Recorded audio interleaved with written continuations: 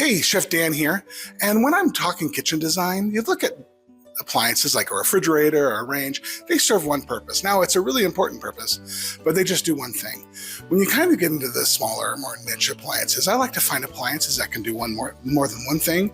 And I can't think of a better example than a speed oven. So a speed oven is a combination of a microwave and a convection oven. And so what is really cool about it is that you can use it as a normal microwave, or you can use it as an oven, or you can use it as a combination. One time I was making chicken wings because they're delicious, and I was following the recipe on the speed oven. It said 7 minutes. I was like, there's no way it's going to cook in 7 minutes. Well, I did it to 13 because I thought I knew better than the machine, and I burnt them. Anyway, my point is, speed ovens are super versatile. I've actually grilled cheese in the speed oven.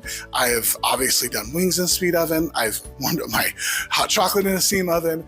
I've done a ton of things in the steam oven. They're super versatile. They take up a lot of appliances on your counter. They put them on your wall, out of your way, and it's one of the appliances that you're going to use all the time. So when you're doing your next kitchen, definitely consider a speed oven. Thanks so much and have a good day.